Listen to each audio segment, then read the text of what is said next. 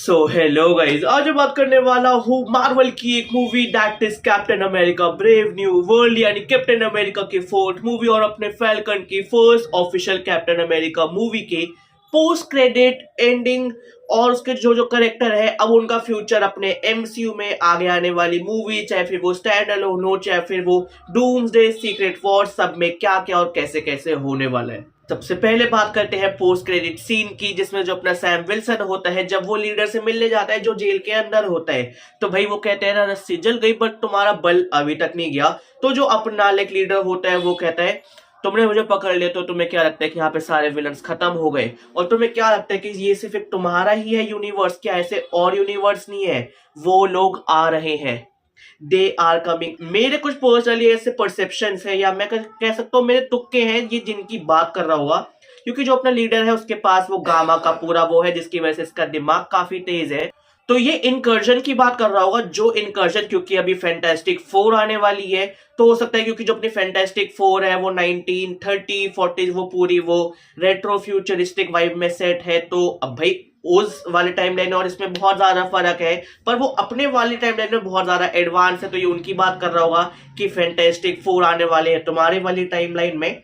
अब क्योंकि हम सबको पता है कि फैंटास्टिक 4 का अपना जो एक विलन है दैट इज डॉक्टर डूम, यानी डूम्सडे एवेंजर्स डूम्सडे, तो उनके पीछे पीछे हो सकता है डूम आ रहा हो, और ये बंदा अच्छा तो नहीं है तो ये सुपर हीरोज की बात क्यों ही करेगा, तो हो सकता है सुपर विलन्स की बात करे कि डॉक्टर डूम आएगा फैंटास्टिक 4 के पीछे पीछे। तो अभी तो तुमने सिर्फ मुझे एज अ विलन रोका है, तो जो विलन्स के भी बाप है जो खुद तो आएगा, जो अपने साथ 10 12 20 विलन और लेके आएगा कि भैया जाओ, अब मैं इस वाले टाइमलाइन को तो खत्म कर चुका हूं, अब ये जिसमें फैंटास्टिक 4 जिस टाइमलाइन में है तुम जाके उसको भी खत्म करो। क्या फिर हो सकता है ये इल्यूमिनाटी की बात कर रहा हूं, क्योंकि भाई हम सब जानते हैं doctor strange multiverse of madness में जो भाई अपनी वांडा ने इल्यूमिनाटी की जो पूरी हालत करी थी ना, कैप्टन कार्टर को मार दिया, रीड रिचर्ड्स की ऐसी तैसी मार दी, मतलब पूरी इल्यूमिनाटी की ऐसी तैसी मारी। तो जो इल्यूमिनाटी के सिर्फ ये मेंबर्स तो नहीं होंगे, बाकी मेंबर्स भी होंगे बचे हुए, तो अब ऐसा हो सकता है कि भाई वो बाकी सारे जो इल्यूमिनाटी के मेंबर्स है जो सुपर हीरोज है वो आएंगे इस वाली टाइमलाइन में अपने डॉक्टर स्ट्रेंज और अपनी वांडा का पीछा करते करते, और फिर हो सकता है भाई एक मूवी दिखाया, एक वो पूरा पार्ट दिखाया किसी में illuminati versus Avengers, next level मजा आ जाएगा। फिर हो सकता है वो बात कर रहा हो कैंग की, बट ऑलरेडी इसको कैंसिल कर चुके हैं कि ये कैंग डायनेस्टी नहीं, ये डूम्सडे होने वाला है। तो पर्सनली मैं बहुत ज्यादा कंफ्यूज हूँ कि एक्चुअल में जो ये लीडर था ये इसने किसके बारे में बात करी, और हाँ देखो पीछे का पूरा वो दिख रहा था कि भाई ये पहले से शूट करके नहीं रखा हुआ था, ये इसको अभी शूट करा है, तो पीछे की पूरी वो ग्रीन स्क्रीन है, प्रॉपर एडिटिंग नहीं है। तो मेरे हिसाब से जो इससे पहले वाला पोस्ट क्रेडिट सीन होने वाला होगा अपने लाइक कैप्टन अमेरिका का, वो होने वाला हो कुछ कैंग का, कि कैंग का एक वेरिएंट है उसको दिखा देगा, बट कैंग ये ऑलरेडी कैंसिल कर चुके हैं, फिर इनको लास्ट मिनट ये शूट करना पड़ा, क्योंकि तुम मार्वल की कोई मूवी उठा के देख लो उसमें अगली मूवी का हिंट होता है, बट अगर तुम कैप्टन अमेरिका की मूवी उठा के देख लोगे, चाहे कोई भी करेक्टर हो, जो करेक्टर जहां से स्टार्ट हुआ वो करेक्टर एग्जैक्टली वही खत्म हुआ या उससे एक माइनस पे खत्म हुआ। ये चीजें तुम सबसे पहले अपने रेड हल्क यानी अपने थंडरबोल्ट रोस यानी अपने यूएसए के प्रेसिडेंट के साथ भी देख सकते हो, कि भाई पहले उसको दिखाएगा कि भाई वो कितना ज्यादा अच्छा है, अपनी कंट्री के बारे में सोच रहा है, फिर लाइक मूवी के मिड में दिखाते भाई वो बंदा कितना ज्यादा बुरा था, फिर दिखाते कि भाई वो पहले के टाइम पे इनक्रेडिबल हल्क से लेकर कैप्टन अमेरिका के बीच के टाइम में वो बंदा सिर्फ बुरा ही था, वो मर रहा था, फिर दिखाते एंड में कि वो बंदा भाई उसका हृदय परिवर्तन हो गया, वो अच्छा हो गया, अब फिर से वो जेल में है। तो देखा जाए तो एज अ करेक्टर डेवलपमेंट तुम में कुछ भी करेक्टर वाइज डेवलप नहीं हुआ। फिर आते अपने सैम विल्सन, उसको स्टार्टिंग में भी इज्जत चाहिए थी, एंड में भी इज्जत चाहिए, वो स्टार्टिंग में भी कर रहा था प्रूफ कि मैं कैप्टन अमेरिका हूं, मैं अच्छा हूं, एंड में भी कर रहा है प्रूफ। तो कैप्टन अमेरिका लोग स्टीव रॉजर्स के बाद सैम विल्सन को देख ही नहीं पा रहे, ना ही अपने मार्वल के यूनिवर्स वाले, ना ही हम असली के लोग। फिर तीसरा कैरेक्टर जो अपना लीडर होता है उसको स्टार्टिंग में एकदम से इंट्रोड्यूस किया इनक्रेडिबल हल्क के बाद, फिर एंड में उसको एकदम से गायब कर दिया। अब मार्वल चाहे तो इसको आगे दिखा दे, मार्वल चाहे इसको ना दिखाए, इसने किसी भी टाइमलाइन, किसी भी हीरो, किसी भी विलन, इसने किसी के साथ भी कोई छेड़छाड़ नहीं करी, हो सकता है आगे जाके जब मार्वल को उसको फिर से यूज करना हो सकता है इसको ना दिखाए, कह दे कि जो अपना ये था लीडर, इसका दिमाग इतना तेज था कि पकड़े जाने से पहले इसने एक चीज छोड़ दी थी, जिस वजह से एक ही इंसिडेंट हो गया या ये कुछ हो गया, तो इसके ऊपर इम्पैक्ट उसका है। चौथा आता है अपना टॉरिस, यानी अपना नया वाला फैल्कन। वो स्टार्टिंग में फैल्कन बनना सीख रहा था, बीच में फैल्कन बना, एंड में हाथ पैर फूट गए, अब वो बेसिक चलने लायक भी नहीं बचा। तो ये तो हो गया। अब इसके बाद बात करते हैं कि करेक्टर के बारे में, कि भाई कौन सा करेक्टर कब कहाँ कैसे हमें फ्यूचर में दिखने वाला है और दिखेगा भी नहीं। तो starting from the red Hulk यानी अपने थंडरबोल्ट रोस, तो मेरे हिसाब से भाई इन बंदे को इसमें दिखाया गया कि भाई ये ऑलरेडी मरने वाला था, फिर इन्होंने वो गामा की गोलियां ली जिस वजह से ये बच गए, और वो गामा की जो गोलियां जो वो इतना ज्यादा रेडिएशन था जिस वजह से एक नॉर्मल इंसान रेड हल्क बन गया। आज के टाइम में पैरासीटामोल से लोगों को बुखार नहीं जाता, ये बंदा गोली खा खा के रेड हल्क बन गया। और फिर उसके बाद एंड में जब सैम विल्सन ने कहा कि नहीं नहीं the sun is getting down to be normal, हो जाओ चेरी ब्लॉसम है, तो जब उसने उसको अपनी बेटी की कसमें दी, वो बंदा नॉर्मल हो गया। अब वो जेल में है, और वो है राफ्ट वाले जेल में, जिस जेल में इसने एवेंजर्स को रखा था एक टाइम पे। Karma hits you back bro. But ये उस जेल में कि अब अगर ये फिर से पागल हुआ तो इसको 1 मिनट लगेगा उस जेल को तोड़ने में।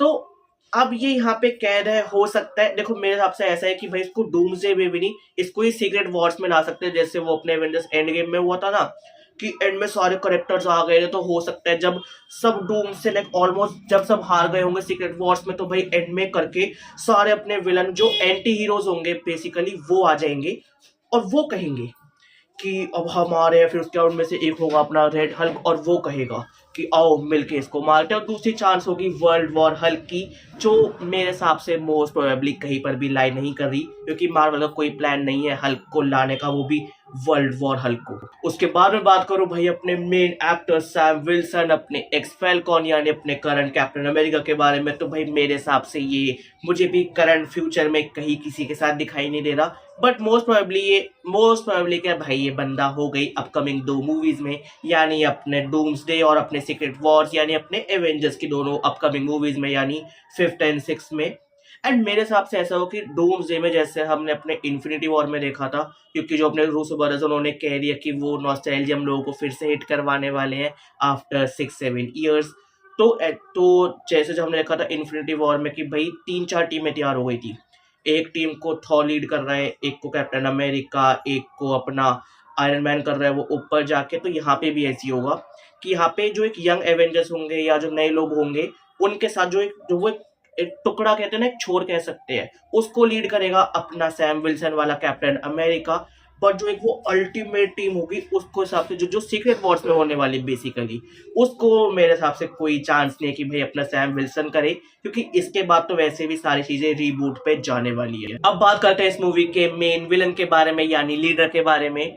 तो मेरे हिसाब से जैसा मैंने पहले बोला था, मार्वल इसको अपनी कन्वीनियंस के हिसाब से यूज करेगा। हो सकता है करेक्टर को यूज करे, हो सकता है नाम को यूज करे, हो सकता है कुछ रिएक्शन एक्शन को यूज करे, हो सकता है इसकी एग्जिस्टेंस ही खत्म कर दे। अब मैं बात करने वाला हूँ इस मूवी और अपने मार्वल सिनेमैटिक यूनिवर्स के सबसे स्ट्रॉन्ग मेटल के बारे में यानी एडमेंटियम के बारे में, जिसको तुमने सबसे पहले देखा था इंटरनल मूवी में कि भाई अपना सेलेस्टियल का पूरा आइलैंड है, वो उसका सर है, वो हाथ है, और जब तुम उसके अंदर से पूरा से रिसर्च करके निकालोगे तो जो मेटल निकलेगा वो वाइब्रेनियम से भी 100 गुना मजबूत एडमेंटियम होगा। रद पीट दी भाई। स्टार्टिंग में दिखा रहे कि भाई यूएसए और जापान में कन्फ्लिक्ट्स ना हो, इस वजह से वो सोच रहे हम इक्वल डिस्ट्रीब्यूशन पाएंगे। फिर लीडर ने कुछ प्लान करा, उसको सैम विल्सन ने फेल करा, जिस वजह से अब इन्होंने डिसाइड किया कि चारों कंट्रीज में ये इक्वल डिस्ट्रीब्यूट होगा, ताकि किसी में भी कुछ कन्फ्लिक्ट ना आए, कुछ भी झगड़े ना हो, भैया पीसफुल रहेंगे। मतलब हम नया मार्वल है, हमें लड़ाई कलेश फेलियर चाहिए नहीं। मैं कह रहा हूँ अगर सैम विल्सन उस चीज में नाकामयाब हो जाता उस वाले मिशन में जिसमें जो अपना फैल्कन था टॉरिस वाला वो घायल हुआ, क्या बिगड़ जाता भाई। मैं कह रहा हूँ उसके बाद जब सैम विल्सन को उठते हुए देखते ना, उस समय कितना ज्यादा मजा आता। कैप्टन अमेरिका की फर्स्ट मूवी को छोड़ो, जो फर्स्ट एवेंजर थी, क्योंकि उसमें बेस ही नहीं कर सकते थे। सेकेंड मूवी थी द विंटर सोल्जर, उसमें वो हारा। सिविल वॉर एंड में हारा। इन्फिनिटी वॉर बंदा हारा है, वो बंदा ऑलमोस्ट पिटा है और हारा है। तब जाके उसने वो एंड गेम में वो अपनी वो इज्जत कमाई थी कि भाई जो वो 1-on-1 बैटल हुई थी, ही इज वर्दी और नॉट, ही इज वर्दी, और लोगों ने माना भी था। मैं फर्स्ट डे नहीं, मैं सेकंड डे फर्स्ट शो देखने गया था। ऑडियंस की हूटिंग सुन के मैं पागल हो गया था। अपने इंडिया में ऐसी हूटिंग मैंने तो भाई आज से पहले नहीं सुनी थी। इतना बुरा हाल था। तो भाई सैम विल्सन को उसमें फेल होने देते ना, फिर एंड में दिखाते कि भाई कन्फ्लिक्ट्स बढ़ रहा है और चीजें हो रही है। फिर जो अपने वॉल्वरिन के क्लॉज है वो एडमेंटेनियम के हैं, पर मार्वल ने इसको अब किया है कि हाँ अब जो ये आ रहा है ये अब आया है, तो अब ये एक नए वॉल्वरिन को आज में सेटअप करेंगे, क्योंकि जो अपना ह्यू जैक्समैन वाला है वो दूसरे वाले टाइम लाइन से अपने मेन मार्वल में आ चुका है, तो वो रहेगा। और फिर उसके बाद चलो ये हो गई एडमेंटेनियम के बाद, अब हम बात कर लेते हैं एवेंजर सीक्रेट वॉर्स के बारे में। 90% चांस है कि एवेंजर सीक्रेट वॉर हम इस पूरी टाइमलाइन की जो 2008 से चल रही है ये आखिरी मूवी होगी।